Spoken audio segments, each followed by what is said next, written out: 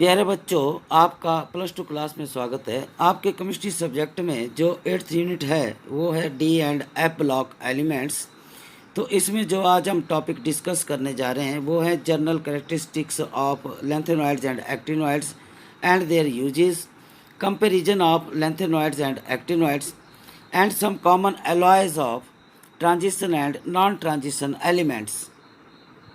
Next topic आता है some important characteristics of lanthanoids. तो सबसे पहले आता है आपका number 1, silvery appearance and softness.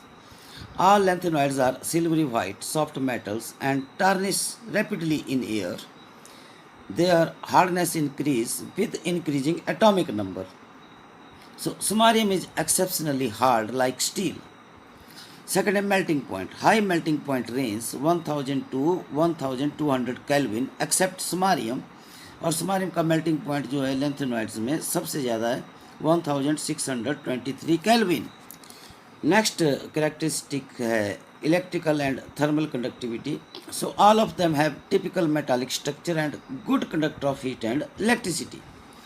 Density तो हाई डेंसिटी रेंज है, ये है इनकी 6.77 to 9.74 gram per centimetre cube. Next है आयोनाइजेशन एंथैल्पीज। तो first ionisation enthalpies of lanthanoids are around 600 kilo joule per mole and the second ionization enthalpies of lanthanoids are around 1200 kilojoule per mole, which are comparable to those of calcium. तो यानी कि ये जो है वो electropositive हैं like calcium. Next third ionisation enthalpy is low if it leads to stable empty half filled or completely filled configuration of a 4f subshell in the valence shell electronic configuration. जैसे कि for example आपका lanthanum है, तो lanthanum का जब third electron remove हो जाता है तो ट्राइवेलेंट लेंथेनम कैटायन की इलेक्ट्रॉनिक कन्फिग्रेशन बन जाती है। इनर कोर में जो है that is 54 electrons like the electron configuration of noble gas xenon, और 4f सबसेल इसका एम्प्टी है। तो इसलिए इसकी third ionisation enthalpy leads to the stable electron configuration as the electron configuration of noble gas, hence the third ionisation enthalpy is low. Similarly आपका gadolinium का third electron remove होने के बाद electronic configuration of gadolinium trivalent cation की बन जाती है xenon 4f7। तो इसमें जो आपका 4f सबसेल है that is exactly half field which is stable electron configuration, इसलिए इसकी भी थर्ड आयोनाइजेशन एंथैल्पी क्या है, लो है। नेक्स्ट है आपका जैसे ल्यूटेशियम का थर्ड इलेक्ट्रॉन रिमूव होने के बाद ल्यूटेशियम ट्राइवेलेंट कैटायन की इलेक्ट्रॉन कन्फिग्रेशन बन जाती है बैलेंस सेल की 4f14 which is the fully field 4f subshell which is the more stable electron configuration, hence the third ionization enthalpy of lutetium is also low. Next है colored ions. Most of trivalent lanthanoid cations are colored both in solid state and in aqueous solution. This is due to the partly filled 4f orbitals which permit ff transition, यानी कि like the dd transition of d block elements. तो यानी कि जिनमें partly field नहीं होगा 4f orbitals, यानी कि या तो वो एम्प्टी होगा या फुल्ली फील्ड होगा, तो वो ट्राइवेलेंट कैटाइंस और उनके साल्ट्स क्या होंगे, कलरलेस होंगे। जैसे फॉर एग्जांपल आपका लेंथेनम ट्राइवेलेंट कैटाइन है तो इसमें 4f सबसेल जो है वो एम्प्टी है, जबकि ल्यूटेशियम ट्राइवेलेंट कैटाइन का 4f सबसेल फुल्ली फील्ड है। इसलिए लेंथेनम ट्राइवेलेंट कैटाइन और ल्यूटेशियम ट्राइवेलेंट कैटाइन ये इनके साल्ट्स जो हैं दीज आर कलरलेस। नेक्स्ट है अगर 4f सबसेल में xf इलेक्ट्रॉन्स हैं तो उनका कलर सेम होगा those with the 14 means xf electrons in 4f subshell. तो जैसे कि फॉर एग्जांपल आपका ट्राइवेलेंट यूरोपियम कैटाइन है तो इसके बैलेंस सेल की इलेक्ट्रॉन कन्फिग्रेशन है 4f6, और टर्बियम ट्राइवेलेंट कैटाइन इसके बैलेंस सेल की इलेक्ट्रॉन कन्फिग्रेशन है 4f8। तो इनके कलर जो हैं ट्राइवेलेंट कैटाइन के इनके साल्ट के पिंक है। सिमिलरली आपका समारियम ट्राइवेलेंट कैटाइन है, इसके बैलेंस सेल की इलेक्ट्रॉन कन्फिग्रेशन है 4f5, और डाइस्प्रोजियम ट्राइवेलेंट कैटाइन की है 4f9। तो इनके कलर क्या हैं, यानी कि इनके ट्राइवेलेंट कैटाइंस और इनके साल्ट्स के कलर क्या हैं, येलो हैं। नेक्स्ट है magnetic behaviour. So paramagnetism is shown by the positive ions except trivalent lanthanum and trivalent lutetium cations and their salts due to presence of unpaired electron in the incomplete 4f subshell. तो यानी कि ये जो lanthanum trivalent cation और lutetium trivalent cation है ये diamagnetic है। बाकी अदर्स जो पॉजिटिव आयंस हैं लैंथेनॉइड्स के या उनके salts those shows the paramagnetism, क्योंकि उनमें अनपेयर्ड इलेक्ट्रॉन्स प्रेजेंट होते हैं due to incomplete 4f subshell. जैसे फॉर एग्जांपल आपका लैंथेनम ट्राइवेलेंट कैटाइन जो है ये डायामैग्नेटिक है क्योंकि इसमें 4f सबसेल एम्प्टी है और इसकी बैलेंस सेल की इलेक्ट्रॉन कन्फिगरेशन जो है that is like the electron configuration of noble gas xenon. तो सभी इसके ऑर्बिटल्स फुल्ली फिल्ड हैं। सिमिलरली जो आपका ल्यूटेशियम ट्राइवेलेंट कैटाइन है ये इसके साल्ट्स हैं, उनके बैलेंस सेल में ल्यूटेशियम ट्राइवेलेंट कैटाइन की बैलेंस सेल की इलेक्ट्रॉन कन्फिगरेशन है 4f14। तो सभी ऑर्बिटल जो f सबसेल के हैं 4f सबसेल के these all are fully filled and there is no unpaired electron present in the 4f subcell of lutetium trivalent cation, hence it is also diamagnetic। Next आता है magnetic movement of the lanthanoids. तो जैसे कि आपको पता है कि 4f orbital जो हैं lie too deep to be quenched, hence their magnetic movement is calculated by considering spin as well as orbital contribution। और उनका मैग्नेटिक मूवमेंट जो है that is given by the square root of the 4s into s plus 1 plus l into l plus 1 Bohr magneton, where s is spin quantum number, l is orbital quantum number।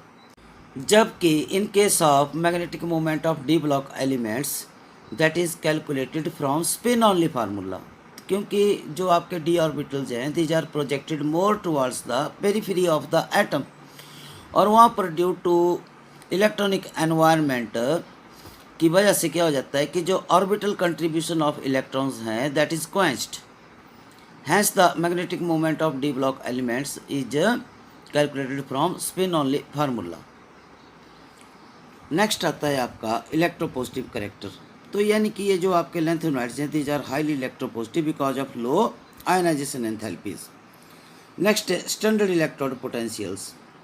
When trivalent cations of lanthanoids get reduced in aqueous solution into metallic solid, तो इनकी जो value है standard reduction potential की of the lanthanoids तो उसकी range है -2.2 volt to -2.4 volt except europium जिसकी value of standard reduction potential is -2.0 volt.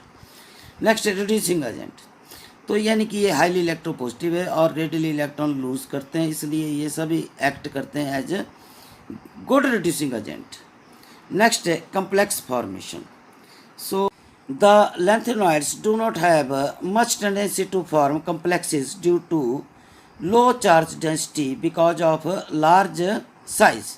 यानी कि इसका मतलब हुआ कि ये जो आपके लैंथेनॉइड्स हैं इनके एटॉमिक साइज जो है वो लार्ज होने की वजह से इनके जो कैटाइंस हैं उनके साइज भी लार्ज होते हैं और लार्ज साइज्ड कैटाइन होने की वजह से उनमें पॉजिटिव चार्ज डेंसिटी क्या होती है, लो होती है।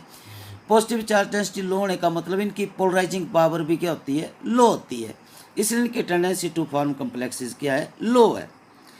Now the tendency to form complexes and their stability increase with increasing atomic number. तो यानी कि जैसे एटॉमिक नंबर इंक्रीज होता है as we move from left to right along the lengthenoid series, the nuclear charge goes on increasing and due to very poor shielding effect of 4f electrons the effective nuclear charge increases। इस वजह से atomic size as well as ionic size of their positive cations goes on decreasing। तो जब cation का size decrease होता चला जाएगा तो पॉजिटिव चार्ज की डेंसिटी इंक्रीज होती चली जाएगी और उनकी पोलराइजिंग पावर भी इंक्रीज होती चली जाएगी। अगर पोलराइजिंग पावर इंक्रीज होती चली जाएगी तो tendency to form complexes and their stability also goes on increasing as we move from left to right along the lengthenoid series. Next characteristic है केमिकल बिहेवियर ऑफ lengthenoids. तो अगर आप standard reduction potential of lengthenoids की value को observe करते हैं, that is ranging from -2.2 volt to -2.4 volt, when the trivalent cations of the lengthenoids get reduced in the aqueous solution into lanthanoid metals. तो यानी कि very large negative value of the standard reaction potential of the lanthanoid ये show करती है कि lanthanoids are very reactive and highly electropositive metals. The first few members of the series are quite reactive, almost like calcium. As the atomic number increases, electropositive character decreases and their behavior becomes like that of aluminium. दूसरा, ये जो आपके very low value of their standard reduction potential है और very large negative value of standard reduction potential जो है, ये show कर रही है कि इनके जो ट्राइवेलेंट कैटायंस हैं, these are very stable in the aqueous solution. यानी कि the most stable oxidation state of the lanthanoids is +3 oxidation state. तो इनके जो +3 oxidation state वाले जो compounds हैं, that are quite stable compounds. So that is why जो lanthanoids हैं, these act as reducing agent. जैसे कि lanthanoid है, वो हेलोजन को रिड्यूस कर देता है हैलाइड में, और इस तरह से lengthenoid हैलाइड बनाते हैं जिनमें lengthenoid की ऑक्सीडेशन स्टेट है +3.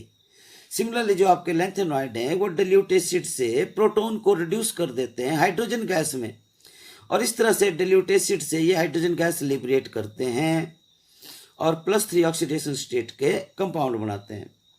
सिमिलरली lengthenoid जो है वो ऑक्सीजन को रिड्यूस कर देता है ऑक्साइड में और +3 ऑक्सीडेशन स्टेट के ऑक्साइड बनाते हैं. सल्फर को रिड्यूस कर देते हैं सल्फाइड में और +3 ऑक्सीडेशन स्टेट का सल्फाइड बनाते हैं. नाइट्रोजन को रिड्यूस कर देते हैं नाइट्राइड में और +3 ऑक्सीडेशन स्टेट का नाइट्राइड बनाते हैं. वाटर में प्रोटॉन को रिड्यूस करके हाइड्रोजन गैस लिबरेट कर देते हैं, यानी कि वाटर को रिड्यूस कर देते हैं, हाइड्रोजन गैस लिबरेट कर देते हैं, और जो हाइड्रोक्साइड बनाते हैं वो +3 ऑक्सीडेशन स्टेट के हाइड्रोक्साइड बनाते हैं. सिमिलरली कार्बन को रिड्यूस करके कार्बाइड कंपाउंड बनाते हैं जिनमें lengthenoid की ऑक्सीडेशन स्टेट +3 है. तो आप ऑब्जर्व करते हैं कि जितने भी lengthenoids के कंपाउंड्स हैं, इन सभी में lengthenoids की ऑक्सीडेशन स्टेट +3 है, और ये सभी कंपाउंड्स जो हैं, these are all quite stable compounds. Hence +3 oxidation state is the most stable oxidation state of the lanthanoids. इसलिए जो आपके lanthanoids हैं, these all act as good reducing agents. Next topic is uses of lanthanoids. So lanthanoids do not find any use in pure state. Most important use is in the production of alloy steels, जिन्हें हम क्या बोलते हैं, misch metal. So composition of misch metal. So इसमें lengthenoids 95% होते हैं. 95% lengthenoids में 50% cerium, 40% lanthanum and rest other lengthenoids होते हैं.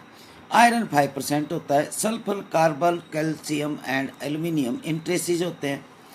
तो इसका मैक्सिमम जो यूज होता है, that is making pyrophoric alloy, magnesium based alloy, यानी कि which emits spark when struck. So that is why pyrophoric alloy as a mitch metal is used in making bullets, lighter flints. Next, lanthanum oxides. So their oxides are used in glass industry for polishing glass, making optical lenses, and give protection against ultraviolet radiations, and phosphor for TV screens. Mixed oxides of lanthanoids are used as catalysts in petroleum cracking. Because of their paramagnetic and ferromagnetic properties. Their compounds are used in making magnetic and electronic devices.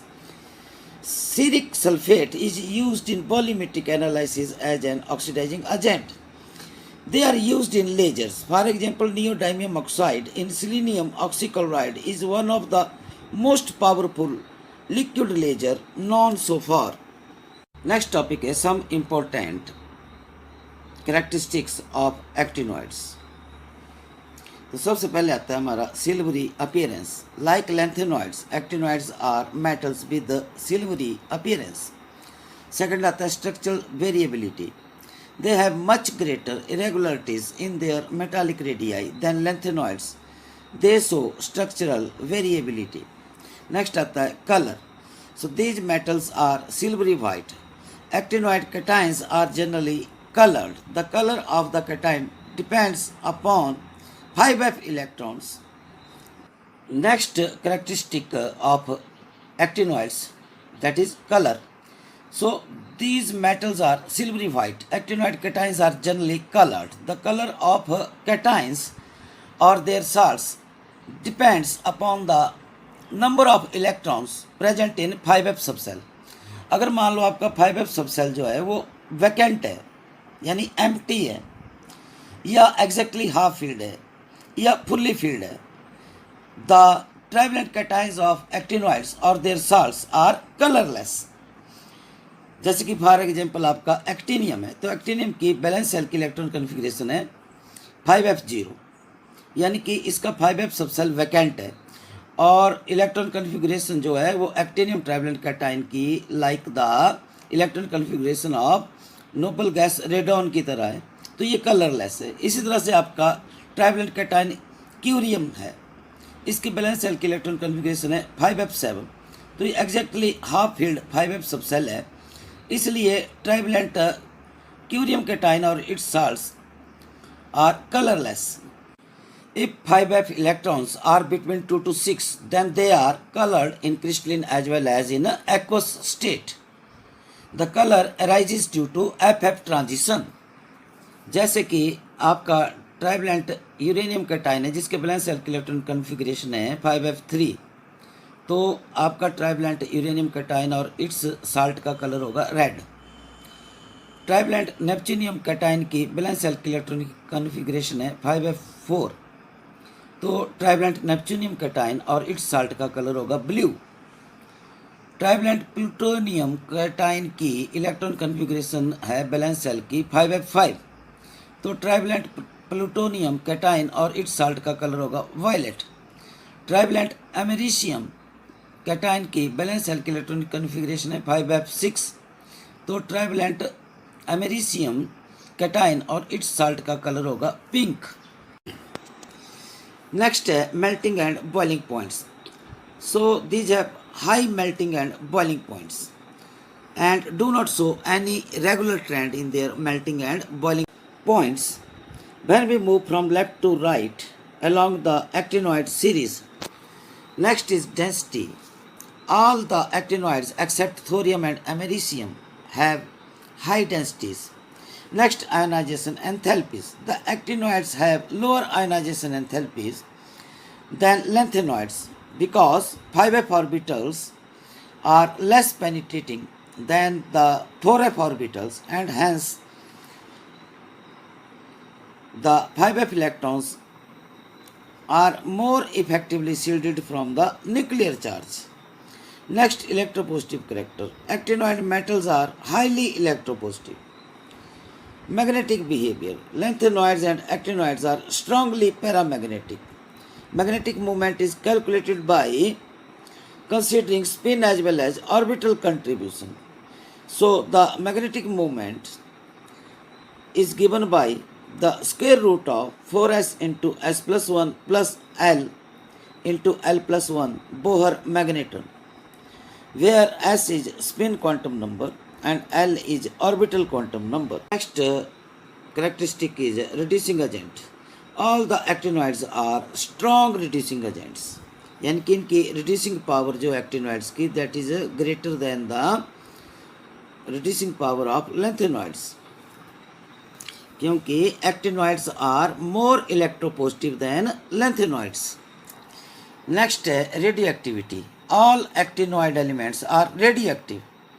First few members have relatively long half-lives. However, the remaining members have half-lives ranging from few days to few minutes. Next, complex formation. Actinoids have higher tendency to form complexes than lanthanoids. So it is due to higher charge and smaller size of actinoid ions. Most of the complexes are found by halides of actinoids with alkali metal halides. Next, chemical behavior. So actinoids are highly reactive. Actinoids react with boiling water to give a mixture of oxide and hydroxides. So actinoids combine with most of the non-metals at moderate temperature. Next, actinoids are attacked by the HCl, but the effect of nitric acid is very small due to formation of protective oxide layer on their surface. Alkalis have no action on them. Uses of actinoids. The most important actinoids are thorium, uranium, and plutonium. Uses of thorium. It is used in atomic reactors and in the treatment of cancer. Its salts are used in making incandescent gas metals. Uses of uranium. It is used as a nuclear fuel. Its salts are used in glass industry for imparting green color, textile industry, and in medicines. Uses of plutonium. It is used as a fuel for atomic reactors as well as for making atomic bombs. Next topic is comparison of lanthanoids and actinoids. Similarities between lanthanoids and actinoids. तो first similarity है both show mainly an oxidation state of +3. Second similarity जो है that is both are electropositive and very reactive. Third similarity both exhibit magnetic and spectral properties. And fourth similarity between lanthanoids and actinoids is actinoids exhibit actinoid contraction like lanthanoid contraction shown by lanthanoids. Now, differences between lanthanoids and actinoids. Now, the first difference between lanthanoids and actinoids is in case of lanthanoids, besides +3 oxidation state, they show +2 and +4 oxidation states only in few cases. And in case of actinoids, besides +3 oxidation state, they show higher oxidation states of +4, +5, +6, +7 also. Second, difference between lanthanoids and actinoids. In case of lanthanoids, most of their ions are colorless, whereas in case of actinoids, most of their ions are colored. The third difference between lanthanoids and actinoids. In case of lanthanoids, they have less tendency towards complex formation, whereas in case of actinoids, they have greater tendency towards complex formation. The fourth difference between lanthanoids and actinoids. In case of lanthanoids, lanthanoid oxides and hydroxides are less basic, whereas in case of actinoids, actinoid oxides and hydroxides are more basic. The fifth difference between lanthanoids and actinoids. Lanthanoids do not form oxocations, whereas actinoids form oxocations. For example, dioxo uranium divalent cation, dioxo plutonium divalent cation, and dioxo uranium monovalent cation. Next topic is some common alloys of transition metals.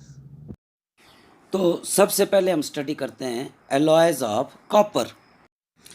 First alloy of copper is brass. तो इसकी percentage composition, तो इसमें copper जो है वो 80% होता है और जिंक जो है वो 20% होता है। Now uses of brass for making utensils, parts of machinery, condenser tubes etcetera. Second alloy of copper is bronze. तो इसका परसेंटेज कंपोजिशन है copper 90% and tin 10%। Now uses of bronze for making statues, coins, medals, ships propeller etcetera. Third alloy of copper is gunmetal. Now percentage composition: copper 90%, tin 6 to 8%, and zinc is 2 to 4%. Usage of gunmetal for making gun barrels. Fourth alloy of copper is bell metal. Now percentage composition: copper 80% and tin 20%. Usage of bell metal for making bells and gongs. Fifth alloy of copper is German silver. So percentage composition: copper 60%, zinc 20%, and nickel 20%. So usage of German silver for making resistance wires, utensils, and ornaments. Now alloys of silver. The first alloy of silver is coinage silver. Percentage composition: silver is 90% and copper is 10%. Usage of coinage silver for making silver coins. The second alloy of the silver is silver solder. Percentage composition: silver 63%, copper 30%, and zinc 7%. Now usage of silver solder. So it is used for soldering. Third alloy of the silver is a dental alloy. Percentage composition: silver 33%, mercury 52%, tin 12.5%, copper 2%, and zinc 0.5%. Now usage of dental alloy. So it is used for filling of teeth. Next is alloys of iron. First alloy of iron is stainless steel. So its percentage composition: iron 73%, chromium 18%, nickel 8%, and carbon 1%. Now usage of stainless steel for making cutlery, utensils, surgical instruments, blades, etc. Second alloy of iron is nickel steel. So its percentage composition is iron 96 to 98% and nickel 2 to 4%. Usage of nickel steel. So it is used for making automobile and aeroplane parts, armor plates, gears, and drilling machines. Fourth alloy of iron is chrome steel. Its percentage composition is iron 98% and chromium 2%. Usage of chrome steel. It is used for making axles, ball bearings, files, and cutting tools. Fifth alloy of iron is alnico. Its percentage composition: iron 60%, nickel 20%, aluminium 12%, and cobalt 8%. Usage of alnico: it is used for making permanent magnets. Next topic is some common alloys of non-transition elements. The first non-transition element alloy of aluminium is duralumin. Its percentage composition: aluminium 95%, copper 4%, magnesium 0.5%, and manganese 0.5%. Now usage of duralumin. It is used for making automobile and aeroplane parts, pressure cooker, etc. The second non-transition element alloy of aluminium is magnesium. Its percentage composition: aluminium is 95% and magnesium is 5%. Now usage of magnesium. It is used for making lightweight instruments and balance beams. The third non-transition element alloy of aluminium is aluminium bronze. Its percentage composition: aluminium is 95% and copper is 5%. Now usage of aluminium bronze. It is used for making coins, picture frames, and cheap jewelry. The fourth non-transition element alloy is solder. It is the alloy of lead and tin. So its percentage composition, lead is 50% and tin is 50%. Usage of solder, it is used for joining electrical wires together. The fifth alloy of non-transition element is type metal. So it is alloy of lead and its percentage composition is lead is equal to 60%, strontium is equal to 30% and tin is equal to 10%. Now usage of type metal. It is used for making type for printing as it gives a sharp cast. Thank you. धन्यवाद.